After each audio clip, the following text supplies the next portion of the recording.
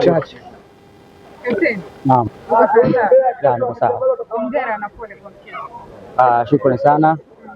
Kwanza kabisa napenda kumshukuru Mwenyezi Mungu kwa kuanza mchezo salama na kumaliza salama, kwani haikuwa rahisi. Kwa game walikuwa wanaitaka kwa kiasi kikubwa, kwa tumefanikiwa kupata magoli mawili, wamefanikiwa kuendelea kwa watu wanaofuata mbele. Hongera yao. Ilikuwa ni ngumu kiasi gani kufanya kwenye safu ile ya ulinzi ya klabu ya Simba kwa siku ya leo?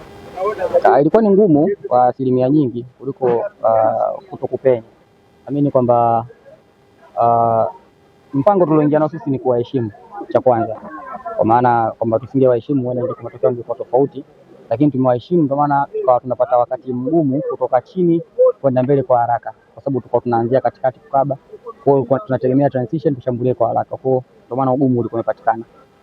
Bora wapinzani wenu Messi ulikuwa wapi zaidi? Kwenye kucheza possession game walikuwa na possess sana mpira na tulikuwa tumewauzia mpira, kwa maana naamini kama tungefunguka ingekuwa tofauti, lakini ubora wao ulikuwa kwenye kucheza na kutumia nafasi. Ubora wenu namna ambavyo mmecheza umetokana pia na ahadi ambazo mliwekewa ama ni kawaida yenu? Sisi ni kawaida yetu, ahadi imekuwa kama chachu tu. Ahadi imekuwa kama chachu, lakini hata kama bila ahadi sisi ilikuwa ni jukumu letu kucheza, kwa sababu haijalishi.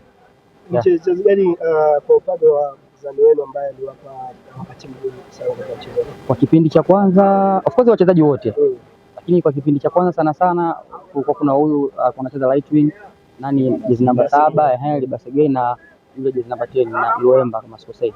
Wao ndio kidogo walikuwa wanachanganya sana, wengine walikuwa wanacheza sana basic, wao walikuwa wanafanya sana interchange mobility nyingi nini, kwa kujaribu ndio wamecheza foul nyingi sana kama ulikuwa unafuatilia, kwa sababu tulikuwa tumeweka hiyo mid block low block, ni wao ndio wakajaribu kufungua hizo pin code zetu. Shukrani sana.